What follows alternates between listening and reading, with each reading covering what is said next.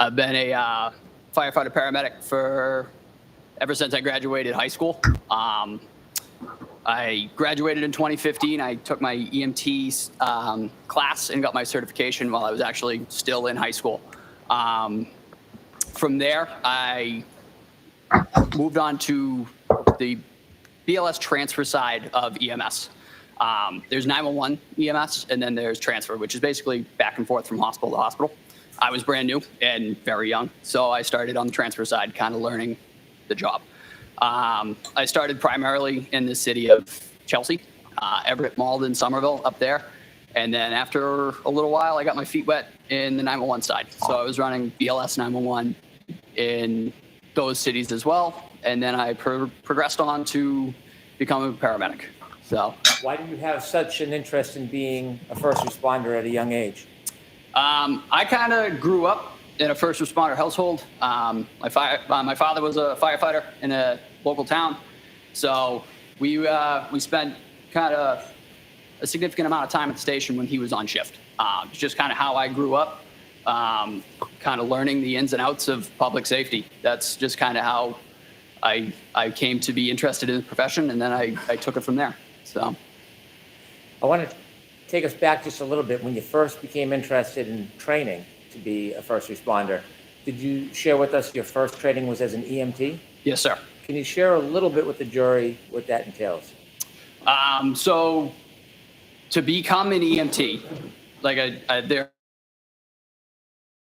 are two sides of MS and there are two sides of providers. There's EMT basic and then there's as an EMT, it's about a 4-month process. I believe mine was Tuesday, Thursday, every other Saturday.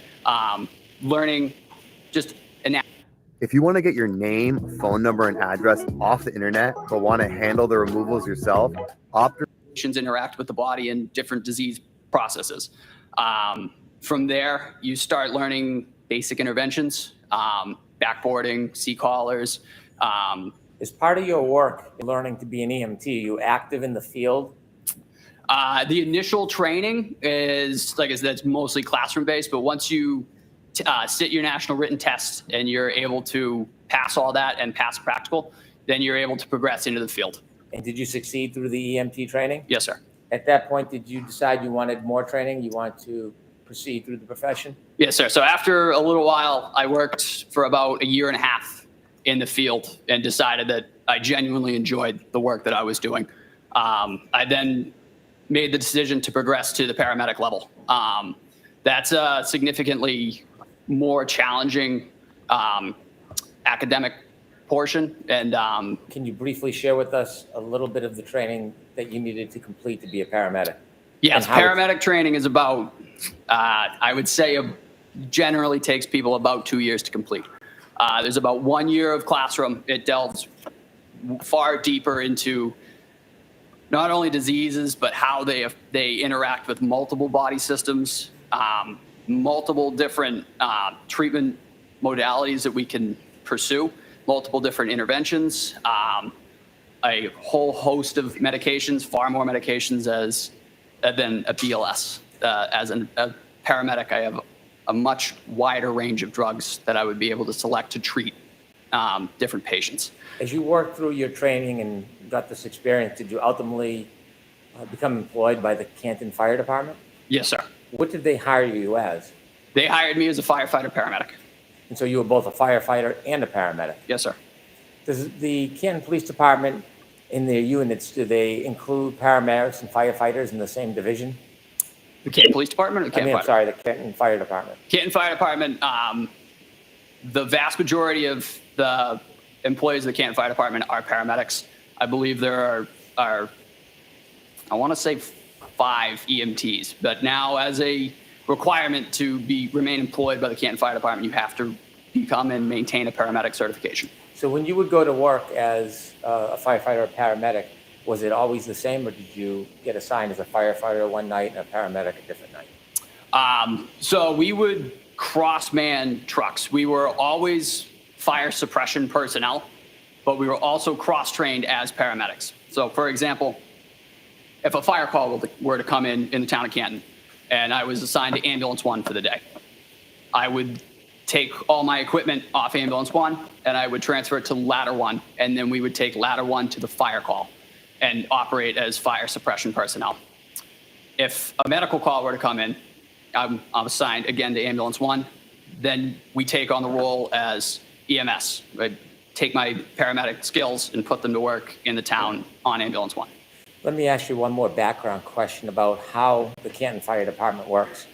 When there's a call, an emergency call, is an ambulance sent with other vehicles or alone to the call? Yes, sir. It's typically the engine of that district and the ambulance of that district.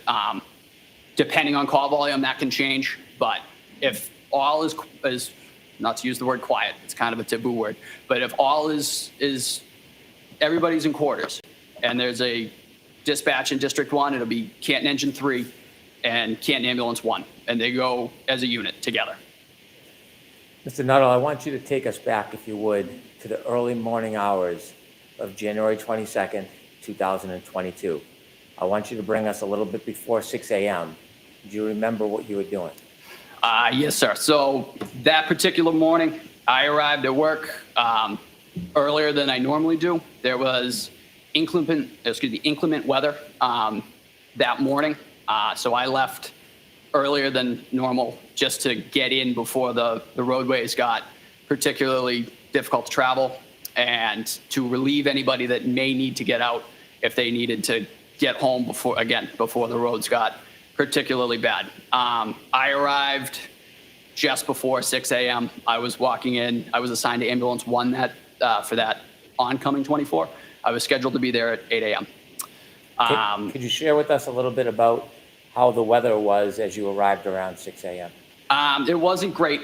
I was driving. It's about a 35-minute ride for me to get to Canton. The roads were starting to they weren't great. They had been treated, but they weren't pristine. The wind was starting to pick up. The snow was starting to come down a little heavier, which is the reason that I left at the time I did. And so I may have misspoke. January 29th, 2022, that morning, around 6:04, did you hear a tone or did you hear an alarm? So the tones went off right as I entered the building. Tell us what a tone is. So the tone is the emergency alert tone. In the town of Canton, we have 3. We have 1 for fire, we have 1 for investigation, and we have 1 for EMS. The EMS tones went off and the lights came on. Whenever there's the tones go off, the lights come on as well. I was just walking into the building when the tones went off and the lights came on. And is there information that accompanies the tone, information about the call that needs response? Yes. So after the tones had cleared, there's an overhead dispatch, which is our dispatch center, communicates to us before we get in the trucks and on the air responding, basic nature of the call. In that particular instance, we were dispatched to an unresponsive male and a snowbank with no real further information to follow up on. So what do you do? So as I said, I arrived pretty early that morning. But hearing that dispatch and that nature of the call, those typically tend to be more involved, both personnel-wise and work-wise. The crew that was working that morning was getting on the truck, and it was firefighter paramedic Anthony Flamati and firefighter EMT Matt Kelly. Matt Kelly has since become a paramedic, but at the time he was an EMT. So off the bat, that crew, not to say that they were at a disadvantage, but paramedic Flamati was the only paramedic on that So ambulance. what did you do? So I made the decision. I checked with the shift commander, and I jumped on ambulance 1 to just give a second set of hands as being a paramedic myself, just being able to hopefully help if there was any advanced interventions that needed to be done or needed to be performed. What And happened? just a second set of hands. What happens next? So I got in the back of the truck. I was actually still in civilian clothing at the time because I had just walked in the door. So I got in the back of ambulance 1 in the patient compartment. The other 2 gentlemen were up front driving to the scene. I actually had to don my turnout gear because, again, I was in civilian clothing. I wasn't quite ready to go. So I had to put all my structural turnout gear on and then my Canton Fire jacket. Once I was sufficiently dressed for the call, I started prepping all the gear that we might need for a call such as that, for an unresponsive male in the snow. In this case, it was our first in bag, our airway bag, and our cardiac monitor. Everything was all together. They were all in 3 separate bags. But on the way there, I just got in. I didn't know how their night had gone. So I just took a real quick look at everything just to make sure everything was there. And everything was exactly how it needed to be. So I was able to just grab all 3 bags, put them on my person, and get ready to, so as soon as the ambulance was on scene, just step off and go to work. Not knowing much information It's about very what you're going to confront. credible to me. What goes through your mind as you prepare before you get off the ambulance? Just basic scenarios. I mean, again, unresponsive male in the snow could mean several things. Not having much to go off on the dispatch was, it left much to be desired in terms of what we might need. So in gathering all the equipment together, it can kind of cover all the major bases, if you will, in terms of what we were expecting to meet once we got on scene. How was your focus before you get off the ambulance? I was ready to go. A dispatch like that, any unresponsive male in the snow, it can kind of up the level because you just don't know what you're walking into. You know, it could be anything. In the back of the ambulance, you can't see outside. Could you tell anything about the weather conditions based on the way the ambulance was moving? Again, being in the back, as you noted, it just seemed to be taking a little bit longer than normal. I really had no visibility at all. Like I said, I was in the patient compartment. It's very limited visibility in the back, and it's limited visibility. There's like a peephole that's maybe 1.5 feet by 1.5 feet to kind of peek up front. But again, I was so busy getting everything together, I really didn't notice. But I did note it took a little bit longer. We were going not slow, but we were going cautiously. When the ambulance finally stopped and the doors open, tell the jury what you see. So as I mentioned, I had the 2 bags and the cardiac monitor. So 3 pieces of equipment with me. And I stepped out of the back of the side of the truck. There's a back compartment, or a back door and a side door. I stepped out of the side door. And I immediately noted the wind had picked up and the snow seemed to be heavier. And I could hear like a distant screaming off in the distance. Wasn't exactly sure where it was coming from. What was the visibility like? It wasn't great. It was still dark out. The sun had not come up yet. The snow was coming down, as I said, heavily. And it wasn't great all around. Was it cold? It was cold, yes, sir. And so when you hear the screams, what do you do next? I started making my way kind of towards the sound, following the sounds. I couldn't see anybody yet. So I just kind of followed the sounds. And then once I was able to get around the side of the truck, that's when I was able to see a group of 3 individuals with Canton Police, and I started making my way over to them to see where the patient might be located and what's going on. As you get closer, tell us what you see. So as we approached the scene, as I said, there were 3 individuals, and Canton Police were on scene as well. And then there was what appeared to be a human figure laying supine in the snow.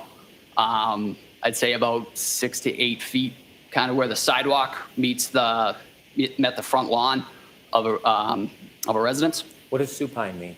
So he was laying on his back. From there, I made my way directly over to that individual and started checking for signs of life. How do you check? Do you get close? Do you get down on the ground? Yep. So I knelt right at his head. Typically, to check for any signs of life, it's just as you see in TV or anything like that. You check the carotid pulse. Just one more screenshot, and this SOP is finally done. Those are the strongest pulses that you can grab quickly. So I just real quick went right to that gentleman. Like I said, I looked for any signs of breathing. I found none. I checked a carotid pulse, and I found none. How was his skin to the touch? He was very cold to the touch. He wasn't warm? No. So after you touched his cold skin and you felt the carotid artery? Is that how you Yes, sir. Carotid artery. Did you come to any initial quick assessments or conclusions in your mind? So I found, like I said, I checked for signs of life, the carotid, the signs of breathing. I found none. From there, we had ascertained that there is no signs of life. As I was checking that, the other two individuals on the ambulance came and met me, and they began doing the same thing just to check. I mean, sometimes you can look and you can miss. So the other paramedic, Anthony Flamati, started checking my work, and then we kind of went from there. But I found no signs of life in my initial. So firefighter paramedic Flamati arrived to this person after you did? Yes, sir. I was the first one to actually put hands on the individual and check for signs of life. Did you later learn the name of this man? I did. And what was that? John O'Keefe. After you found no signs of life for John O'Keefe, did you get up and go to speak to anybody? I did. So as being a second set of hands on the call, it's really not my call, like in terms of treatment modalities and how we want to progress.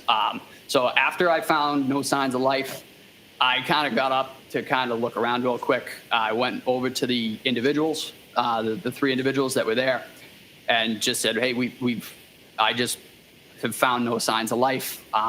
We're gonna see the next steps. And as I was saying that, that was when Anthony Flamati, who is the lead paramedic on this, made the decision. This is a workable cardiac arrest.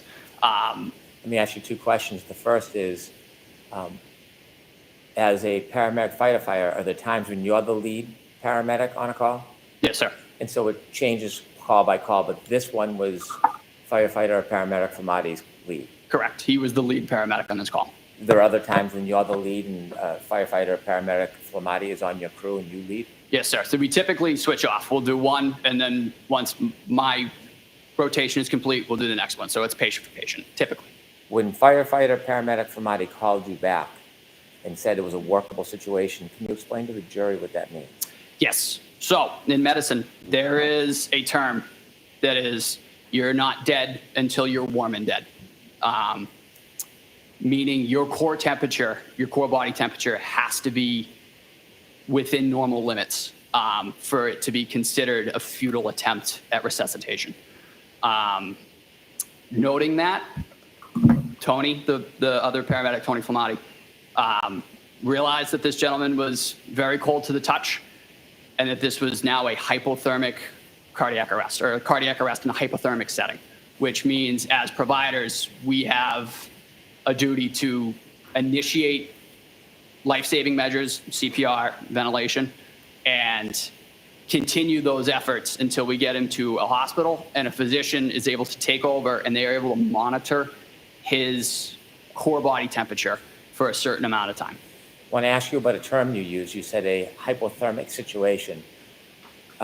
As a firefighter paramedic treating a patient at the scene, you're not diagnosing hypothermia, are you? No, sir. So you're not making a medical diagnosis. You're just saying it's a hypothermic situation because of why? Just because of the conditions. He was extremely cold to the touch, and he was in the elements. We didn't know how long, so taking the fact that he is extremely cold to the touch and he had been outside for an unknown amount of time, that quantifies it to us as a hypothermic arrest or a cardiac arrest in a hypothermic setting. Is there anything about Mr. O'Keefe's fingers or hands or his face that gave you any indication if he had been there just recently or had been there for a while? His fingers were quite cold. They were not well perfused at all. They were very. I don't know. What does not perfused mean? Sorry, did not appear to have been any blood flow at all.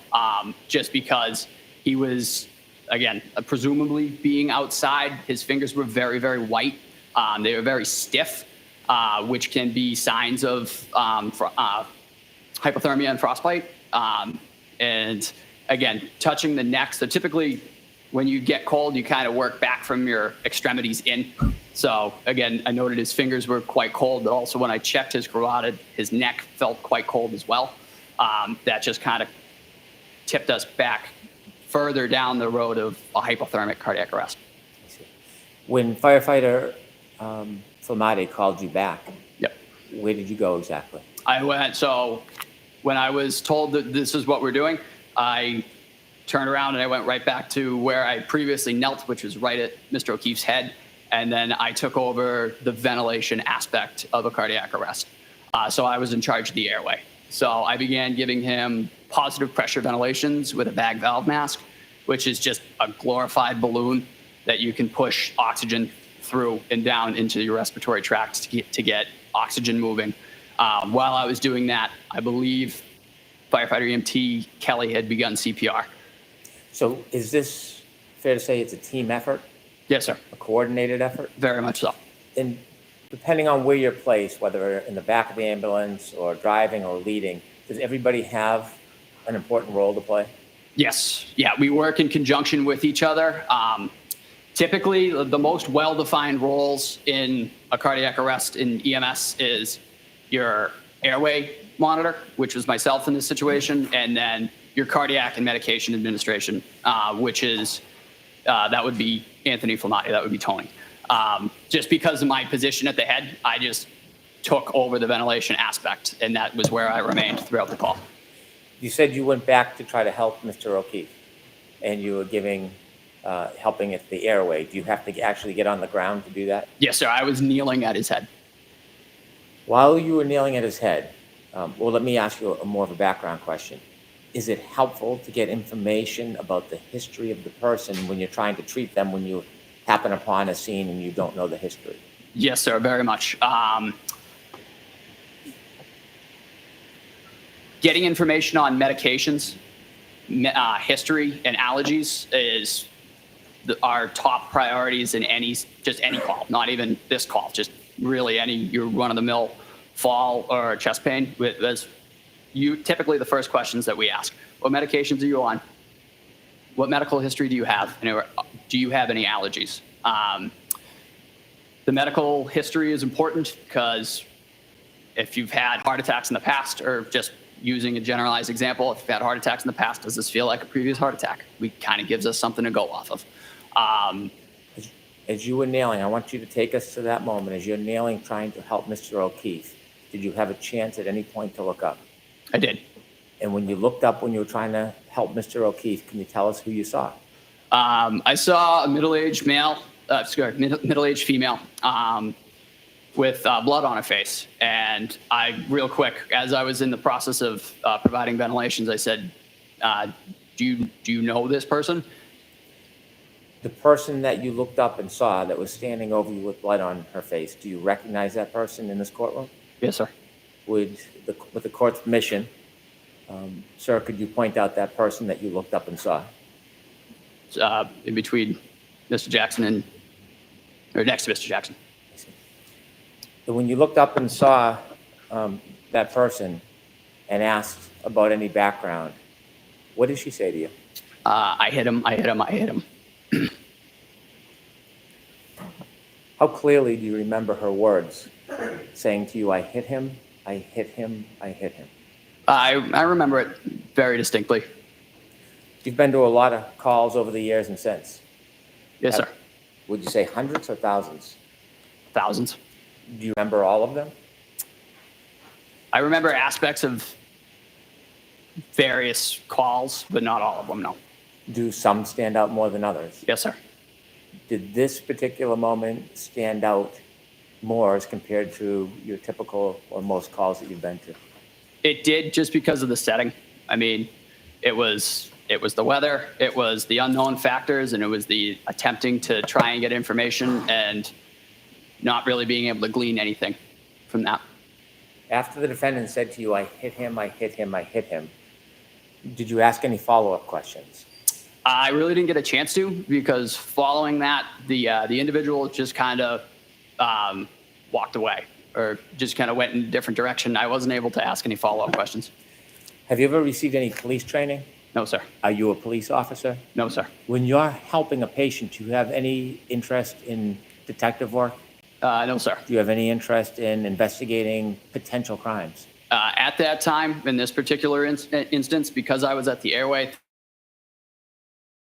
that is a pretty critical aspect of a cardiac arrest, I was stuck there. I couldn't get up and kind of follow up on that at all. I was there doing that ventilation. Is it your job to investigate cases or simply to get information to help treatment? Just the information. When you go out as a firefighter paramedic, do you have a purposeful cause? Yes, sir. And what is that? To save lives. And is that your only focus? In this instance, it was attempting to restore circulation and breathing. At some point with your colleagues, did you lift Mr. O'Keefe from the ground? We did. When you lift him, what do you put him on? So we put him on, it's called a scoop stretcher. It's basically just a hard plastic moving device with some seatbelts on it, just to get the patient up and onto the stretcher. And then from there, we can move from the stretcher to the ambulance. After you lift him to the stretcher, tell us what happens next. So we put Mr. O'Keefe on the scoop stretcher and we were able to get him onto the stretcher itself and then off to the ambulance. From there, I maintained my role as the airway individual on this call. So we made our way to the ambulance. I got in the tech seat, which is directly behind where the stretchers are. Still too lazy to learn AI? Watch others get ahead while you stay behind. Disappear for 1 month to become the most dangerous person. I was continuing to provide positive pressure ventilations to Mr. O'Keefe, and we had put in an OPA as well, which is just a plastic hook, if you will. It just keeps the tongue from falling back into the airway, so we can continue to provide positive pressure ventilations. Once we got him in the truck and we continued that effort, we set up a suction system and we prepared to intubate Mr. O'Keefe. We prepared a suction system just because as I was ventilating outside of the ambulance, there were some secretions in the airway that I could see, and you could kind of hear it as you go to squeeze in breaths into the individual. You can kind of hear the secretions kind of getting like bubbly and stuff like that. So we knew we were going to need to suction him. So we got him in the truck. We really quickly suctioned him, and then we were able to intubate him successfully to definitively give him an advanced airway and give him better ventilations, get more oxygen into his system. Now, you mentioned that he wasn't warm, he was very cold. No, he was still very cold. What does the team do to try to assist with that? The most basic thing that we did, we turned the heat on as high as it would go. We also stripped all of his clothing off, just getting all of that wet clothing off of him. I didn't really have a role in that particular part of it, just because once you're on the airway, that is kind of yours. Nobody can breathe for him. So every time I squeeze that bag, he gets a breath. So I'm kind of tied to that airway for the duration of the call. So when your colleagues are stripping the clothes off him, is your attention on the clothes or more on the airway in your job? No, I'm maintaining the airway. If an endotracheal tube is dislodged for whatever reason, it is typically more difficult to get one in. So the integrity of that tube staying where it is and not being dislodged, that is another key aspect of airway management. As you're doing that, do you notice what any of your colleagues are doing to help? Like I said, they were working on clothing removal. I believe they were also getting intravenous and intraosseous access on this individual to begin medication administration. But again, I was quite focused on that airway, just making sure that it was maintained and we didn't lose any tube. We didn't lose any end-tidal CO2, which is just another monitoring device that we use to confirm that tube is in place. How quickly do you get to leave the scene and start moving towards the hospital? I honestly couldn't give you an accurate estimate. It didn't seem to be out of the ordinary realm, though. We were able to move within the flow. In addition to Mr. Keefe being very cold, did you notice any other injuries on him? So I noted that he had a hematoma right above his right eye. Could you explain to us what that is? Yep, it's just, for lack of a better term, it's just a big egg. He had a pretty good bump over his eye. And you said his right eye? Yes, sir. Did you know how that hematoma was caused? No, sir. No idea? No. In addition to the hematoma above his right eye, what other injuries did you see? There were also several scratches on his right arm, just below his shoulder and traveling down his right humerus. They terminated right about his right elbow, just above it. Those scratches, have you also described them as abrasions? Yes, sir. Is there any difference from, in your mind, difference between scratches and abrasions? Nope. These were they were deep, and they were not bleeding, but they were notably deep. Did you ever describe it as furrows? I did. And in describing those scratches, do you have any idea how they were caused? No, sir. And did you notice any other injuries on Mr. O'Keefe? No, sir. Those were the only ones that we noted. As I mentioned, we suctioned a little bit of blood out of the back of his airway as well. I believe it was blood, mucus, and saliva. But those were the extent of the injuries that I was able to note. Did you notice anything about the back of his head? Actually, yes, I did. I apologize. There seemed to be a little bit of matted blood around in his hair around there. Really didn't see anything too obvious at the time. He was also placed in a cervical collar as well, following intubation, and that was kind of there just to maintain his cervical spine. But there was, like I said, there was noted to be a little bit of dried blood on the back of his head. At some point, did you finally make your way with Mr. O'Keefe to the Good Samaritan Hospital? Yes, sir. And just share with us what happens when you get there. So after we got there, we handed off care to Good Samaritan Medical's physicians and ER nurses. We were able to give a report to the physician of just basic what we've done, what we've given for medications, in my case, what he was intubated with, and how he was being ventilated, how well he was being ventilated, and any other further pertinent information. Typically, we noted that Tony was the lead paramedic, so that is typically he kind of holds the room for a minute when we get in there and gives a big rundown, and then we back off and let Good Samaritan take over. When the defendant told you that she hit him, did that have any significance to you? No, sir. Did it reconcile with the injuries that you saw before you that Mr. O'Keefe was suffering from? No, sir. And so at that point, was that information insignificant in perspective of your care? Sustained. Okay. What role did that information play in your care after the defendant told you she hit him? How did that contribute or not contribute to what you were doing? It really didn't help at the time. Again, I wasn't able to chase anything down from that. I just kind of took it, noted it, and moved on with my aspect of the cardiac arrest.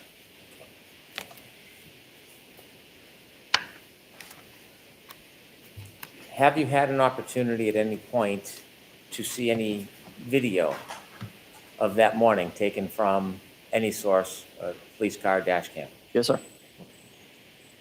Your Honor, I'd like to introduce a video stream. So this will be in evidence? There are agreements with some of the evidence already? I believe there's no objection, but I don't want to speak for the defense.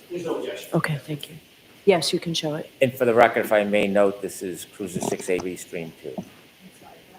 I'm sorry. It is Cruiser 683 Stream 2. I'm going to ask to play a portion of it that's relevant to Mr. Nuttall. Ms. Gillum, if you would please move to 6:11 a.m.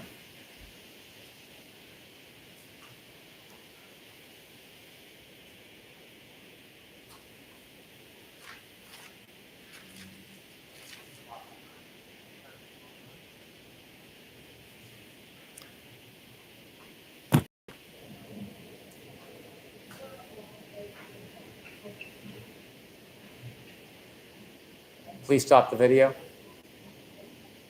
Mr. Nuttall, do you see the red lights reflecting on the left? Yes, sir. Do you know what those red lights are? Presumably, those would be ambulance 1. Yeah, so not what you presume. Do you know what they asked? And those are the lights for ambulance 1. Do you see the weather conditions as it's depicted on this video? Yes, sir. As you stood outside, was it same or different to how it appears in this video?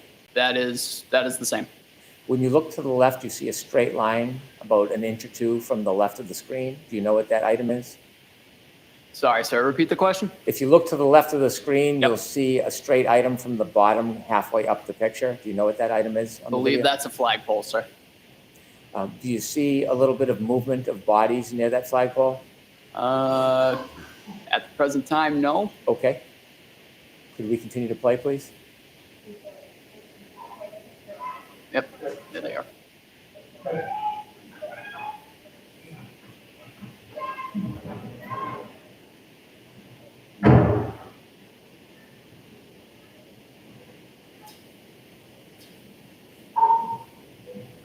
Could you stop, please?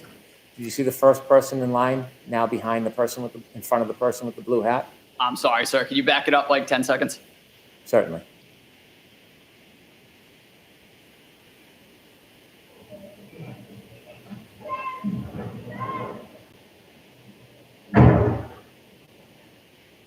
Keep going, please.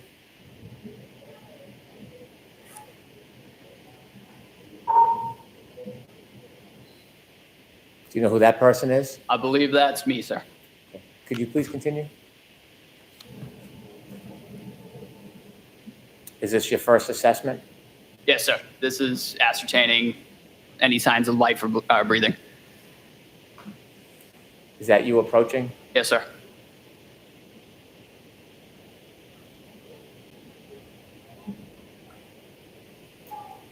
That clearly Stop, shows please. Karen Reed. After informing your return, is that after firefighter Flamati called you? So right after that, when I turned around, that was when Tony said, "Hey, we're working this." Please continue.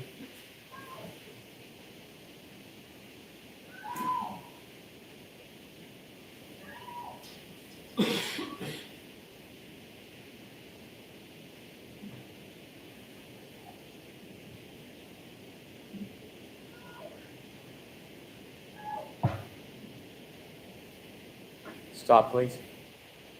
And do you see a person come over to where you are? Yes, sir.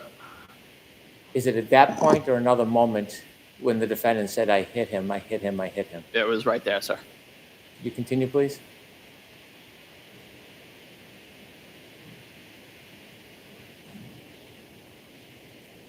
Could you stop for a moment?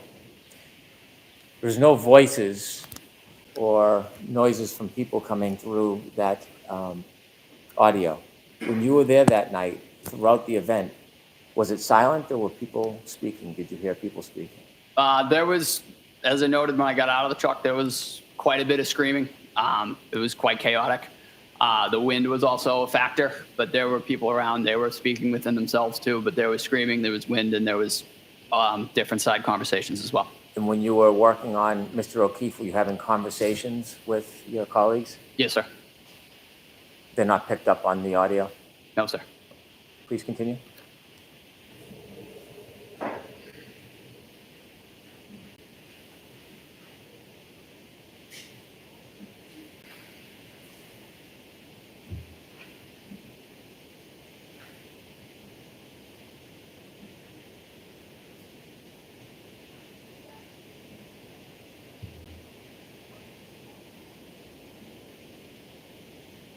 So instead of us taking hours and hours and hours to search for a song that sounds like some of our favorite songs that we listen to on Spotify,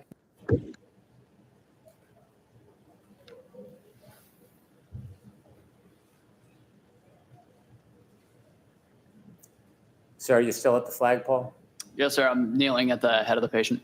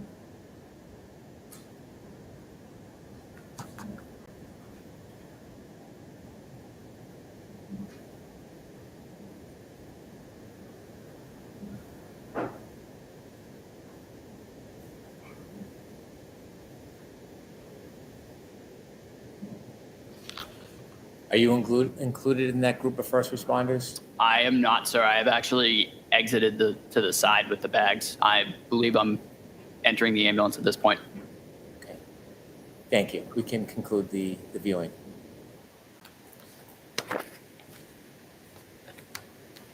With the court's permission, I'd like to approach and show a few exhibits to Mr. Nuttall. They've been shown to the defense. That Yes. clearly shows Thank you. the May I approach? themes, Thank you. which will come up later as important.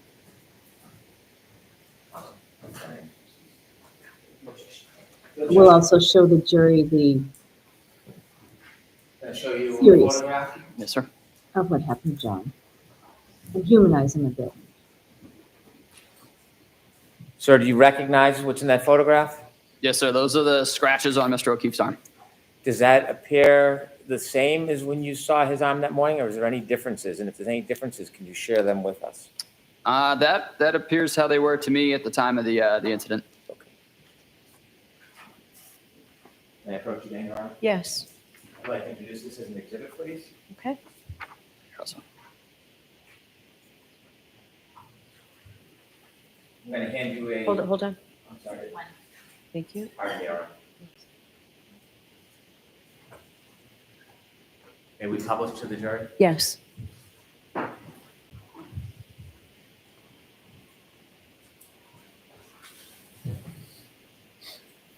Is that the photograph you just identified on the screen? Yes, sir. Now, do those Showing look you a like second photograph. animal I'd like to ask you attacks? some questions about it? Can we take that one down, Mr. Brennan? Yes, of course. Please, Ms. Gilman? of being struck by a car? Thank you. The signal. Does that photograph, do you recognize that area? Yes, sir. Is that the same or substantially the same area where you helped try to treat John O'Keefe? Yes, sir. Does that look to be a fair and accurate representation of the area? It does. With the court's permission, I would introduce this as an exhibit, please. Okay, and there's no objection to any of these three? No. Okay. Yes. Thank you. Thank you. With the court's permission, could I publish exhibit 2? Yes.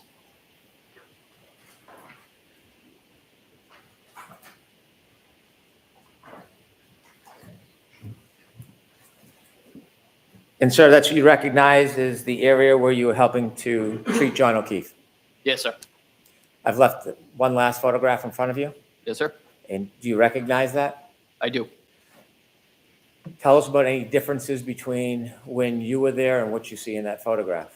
The street appears to be plowed. There's bare pavement. The weather conditions are significantly better. It is also daytime. If we could take down that exhibit 2, Ms. Gilman. May I approach, Your Honor? Yes. I would move to introduce this as exhibit 3. All right.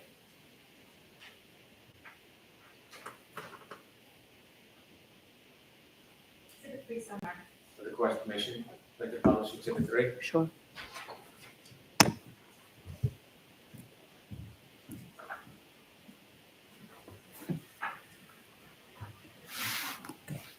Is that the photo you just identified? Yes, sir. Okay, we can take that down. Thank you.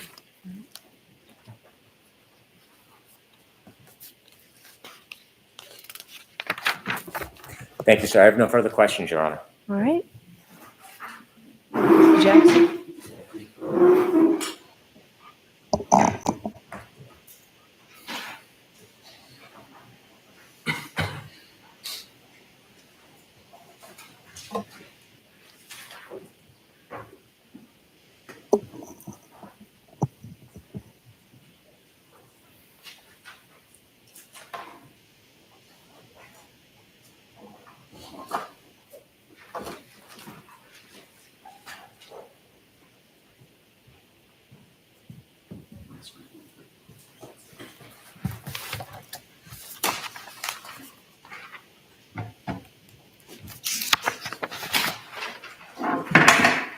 Thank you, Your Honor. May I? Yes, please.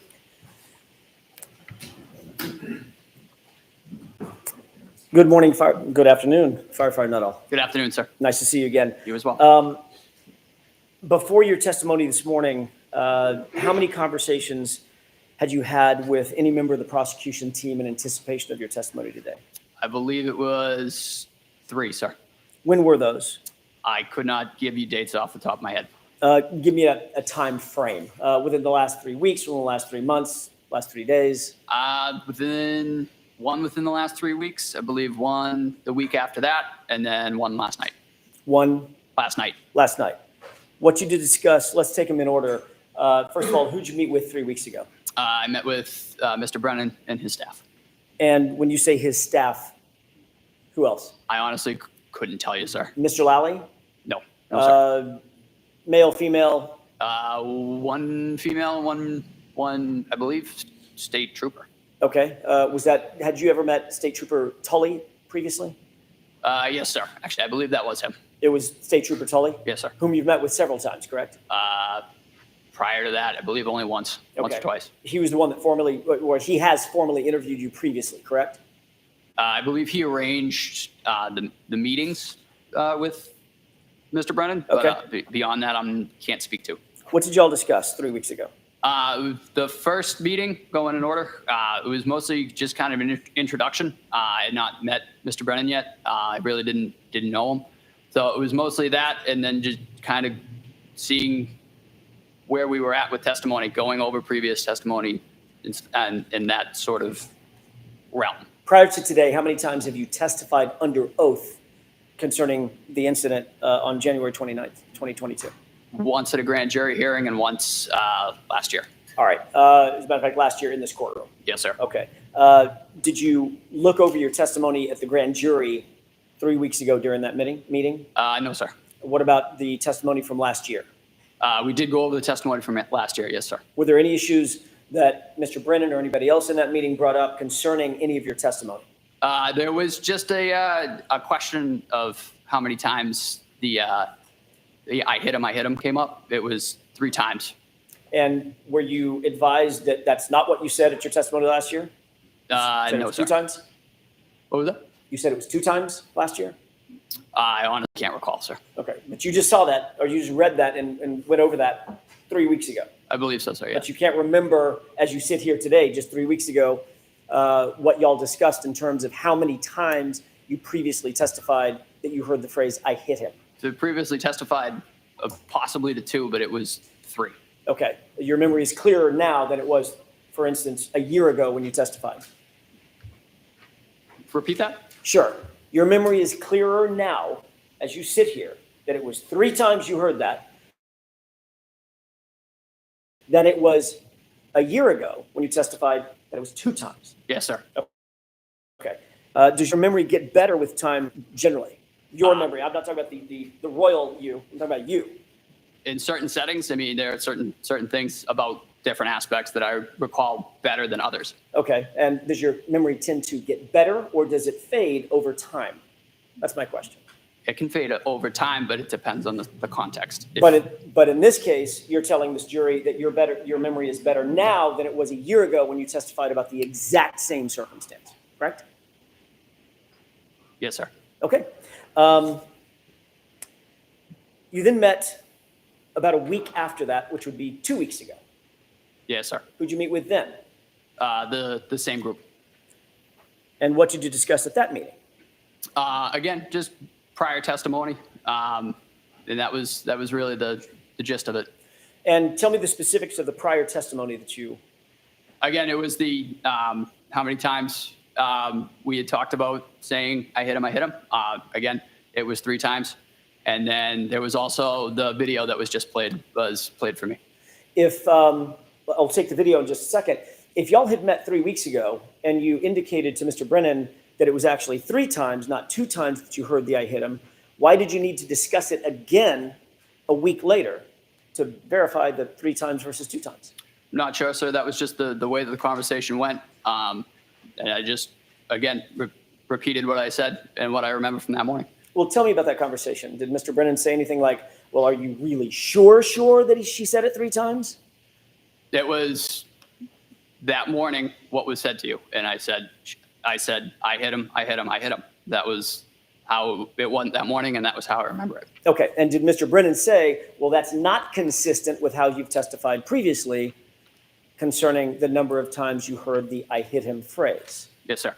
He did say that. He wanted to he acknowledged that I had said it twice.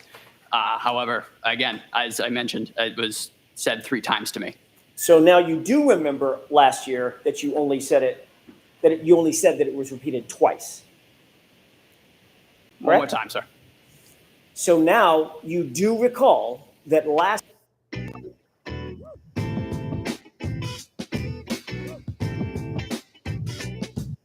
Year. right.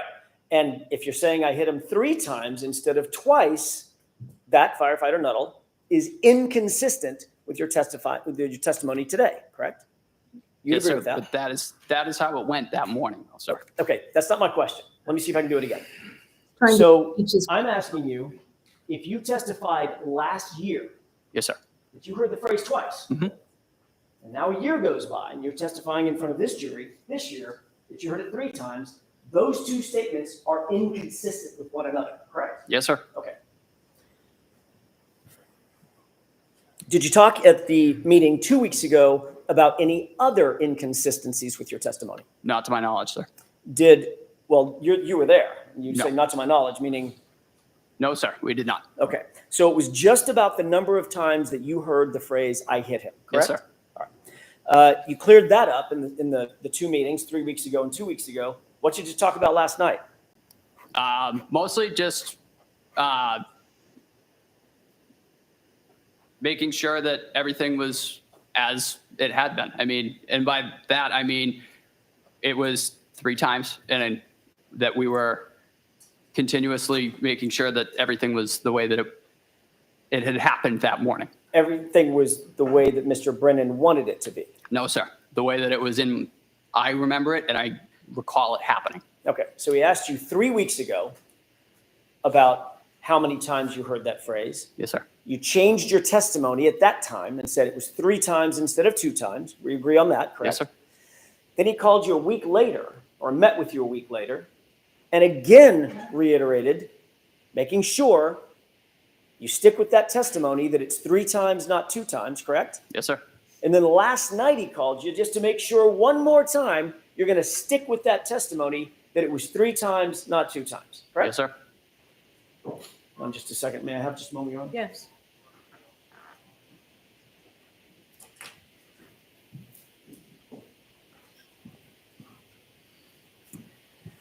Okay. And when you talked last night, did you assure Mr. Brennan, nope, nope, nope. When we come in tomorrow, I'm certainly going to say it was 3 times, not 2 times. No, sir. I told him I would tell my recollection of that morning. Okay. And did you tell him that what my recollection is, I'm going to tell the jurors it was 3 times that I heard it? That was what I heard. Okay. Did you tell him that's what you were going to say today? No, sir. You didn't? I told him I was going to tell him what I remembered from that morning. Which was what? I hit him, I hit him, I hit him. Which is how many times? 3 times, sir. And that's inconsistent with what? I believe a year ago. Okay. Now, you also talked about, I want to get back to the other thing that you talked about. You said that at some point, either in the meeting 3 weeks ago, the meeting 2 weeks ago, or the meeting last night, you were shown a video. Yes, sir. Which one of those meetings were you shown a video? I believe the second one. Okay. Were you shown the entire video? No, sir. Just the clip that we saw? Yes, sir. Okay. What did y'all talk about in relation to that video? Mostly nailing down who was who in that video. Okay. Being the other personnel on scene, where I was, and that was about it. He showed you the clip that you showed. He showed you the clip that you just seen on direct examination, correct? Yes, sir. Did you tell him where you were? Yes, sir. Did Mr. Brennan ask you to define exactly where it was that you supposedly heard this phrase, I hit him? No, I was able to give that to him, sir. Okay. And what you told him was that moment when you see my client walk over sort of to the left of the screen, correct? Yes, sir. And you defined, that's the point at which she said, I hit him, I hit him, I hit him. Yes, sir. And that's in response to your question. I want to make sure I'm clear about this. You asked, do you know him? Yes, sir. And she repeated the phrase 3 times, I hit him, I hit him, I hit him. Correct. Okay. We'll talk more about that in just a second. Did Mr. Brennan ask anything else about that specific video? No, like I said, he kind of asked me to point out different individuals on the scene, and that was really the extent of it. You saw that same video last year when you testified, correct? No, sir. You didn't see it last year? Not to my knowledge, no. In preparation for your testimony last year? I did not. Did you see it before your grand jury testimony? No, sir. Okay, so this is the first time that you've seen it. Yes, sir. And you were able to establish for Mr. Brennan exactly when it was that you believe you heard the statement based on your view about 2 weeks ago of that video. No, that was the way that I remember it. Right, That not morning. a trick question. My question is much more simple. You were able to establish after 3.5 years now, exactly where you were and where Miss Reed was and who else was around at the time that you believe you heard those three statements in order. I hit him, I hit him, I hit him. Yes, sir. Okay.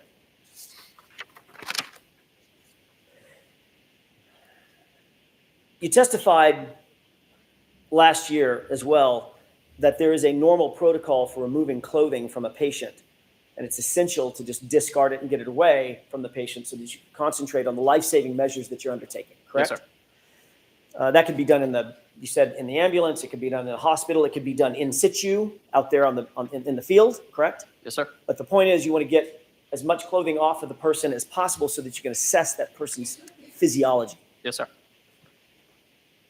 It's not really a lot of care taken to preserve the clothing from an evidentiary standpoint in your view, correct?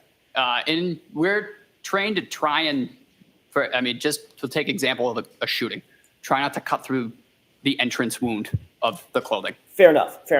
I mean, when you're literally trying to save someone's life, your job is to get the clothing off and get it out of the way. Yes, sir. You're not sticking it in an evidence bag and sealing the evidence bag, things of that nature. No, sir. So it might end up on the ground. Yes. Right? Might end up with some debris on it. Yep. Might end up on the floor of the ambulance. Yes, sir. Could end up in the floor of the hospital or on the floor of the hospital. Is that right? Yes, sir. Okay.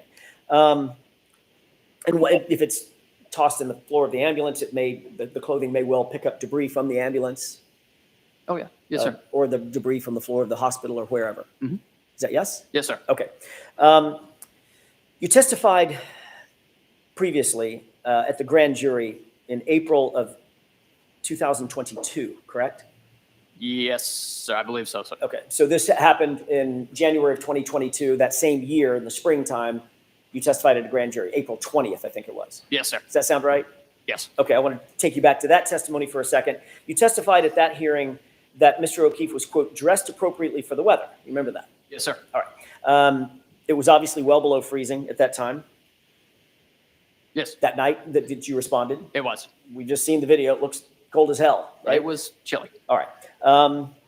The wind was howling. Yep. It was snowing. Is that right? Yes, sir.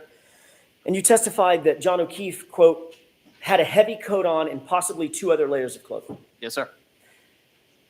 In April 2024, you reiterated your very specific memory of and you even called it a puffy heavy coat that he was wearing, which was then removed so that you could assess his injuries, correct? Yes, sir. All right. Not to get too colloquial, but a puffy coat is like, it's got down and stuff in it, right? Correct. Looks kind of like Stay Puft Marshmallow Man, right? Yes, sir. Okay. Pretty distinctive article of clothing. Yep. And you testified last year that Mr. O'Keefe was wearing that clothing, which you had to remove or somebody had to remove in order for him to be properly assessed. I did testify that way. Yes, sir. Okay. And you mentioned that your memory of that big heavy winter coat was as clear as your memory of other specifics in this case, correct? Yes, sir. I asked you that exact question, didn't I? You did. And I said, your memory of him having that big puffy coat on, which stood out in your mind, was just as clear as the other specifics that you've testified to about the case, Yes, sir. about that night.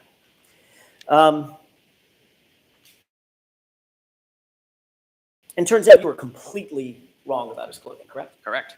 Matter of fact, he wasn't wearing a coat at all. No, sir. He wasn't wearing a winter coat, correct? Nope. He wasn't wearing a heavy winter coat, correct? Correct. He wasn't wearing a puffy, heavy winter coat. He was not. Yet you testified that he was wearing all of that, and that was clear in your mind at the time. Yes, sir.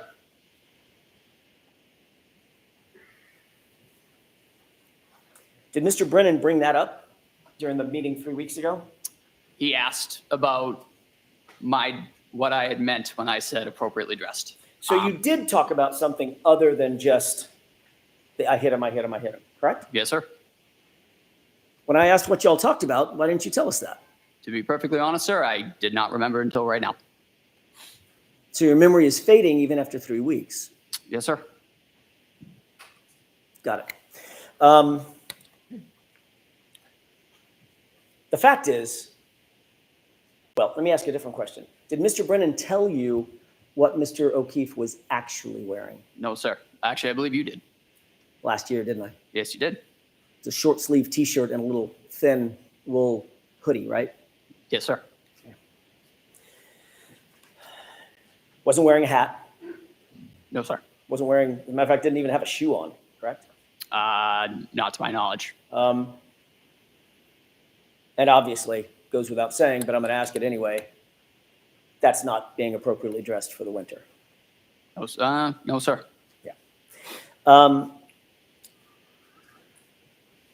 You indicated that you did notice certain injuries on Mr. O'Keefe's person.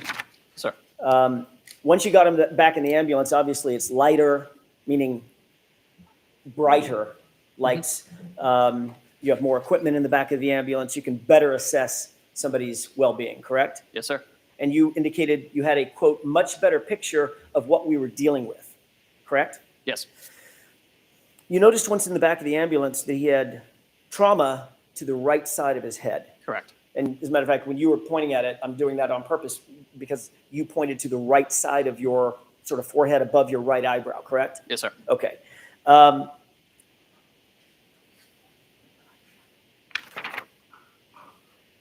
The majority or the worst injury that Mr. O'Keefe suffered was actually to the back of his head, which you indicated, you noted was quite matted with blood, correct? Yes, sir. I want to talk about the injury to the right side of his head as distinct from the back of the head injury for just a second.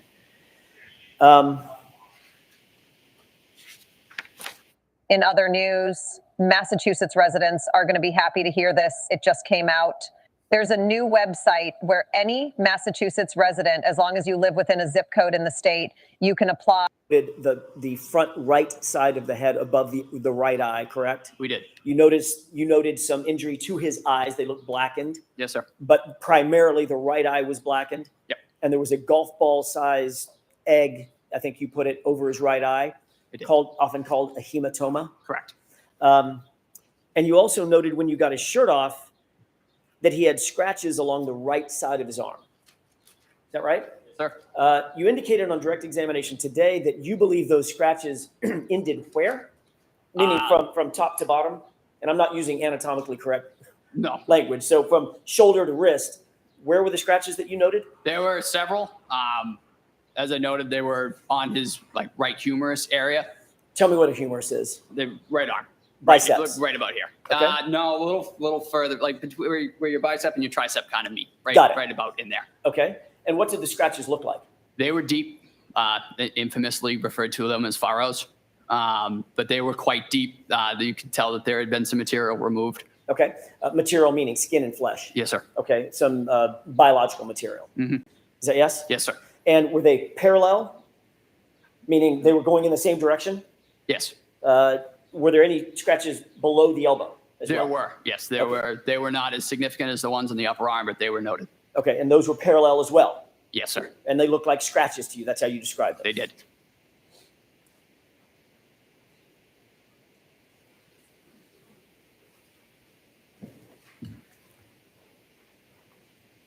Last year, when you described those scratches, you curled your fingers up, exposing sort of the nails, and drew it across your biceps. Is that what you were using to describe what the sort of scratches looked like?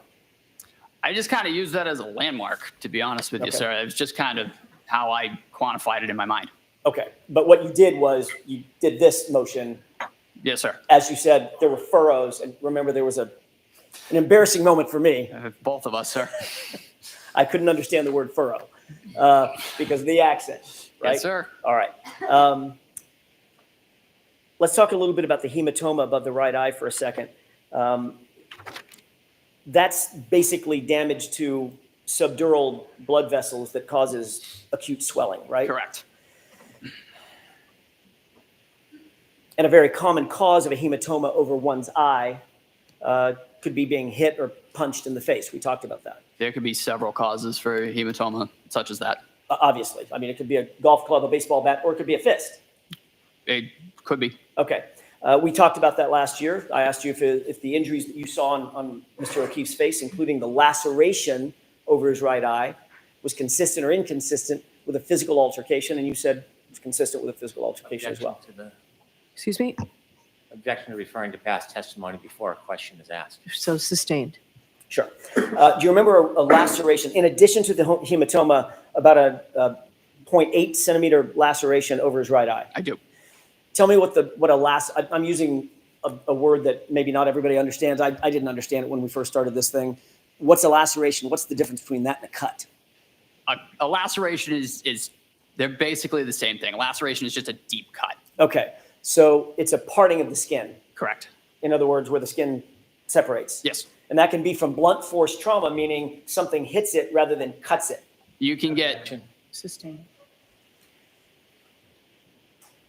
Jackson is trying to show that What are some of the causes of lacerations? he was not struck. you can get a laceration as you noted, blunt force, but you can also get a laceration from a slashing movement, from a stabbing. I mean, that is still a laceration. What about a hematoma? That is primarily caused by blunt force trauma. Right. And the hematoma and the laceration were right next to each other, correct? Yes, sir. Okay. And you indicated last year, or let me ask you this way. Is that consistent or inconsistent with a physical altercation? Objection. Can you answer that? I could not say, Your Honor. Okay, next question. Well, last year, you indicate you can't answer that. Last year, you did answer it, didn't you? Objection. So I need to see counsel at sidebar for just a minute, please. Again, here, Attorney Jackson is trying to hint to the jury that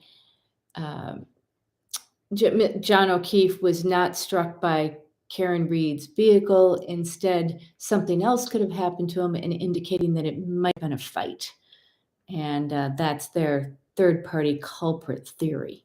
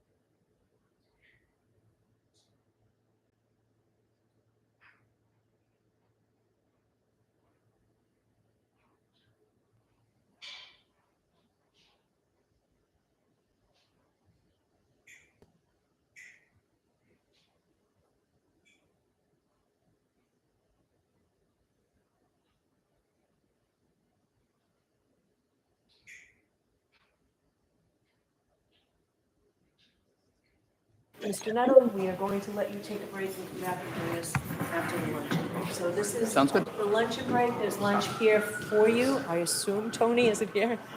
Okay. There's lunch here for you. We'll see you in about a half an hour.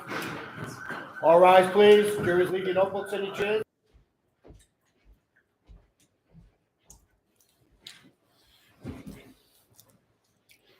It's time for the lunch break. I'll stop this right here.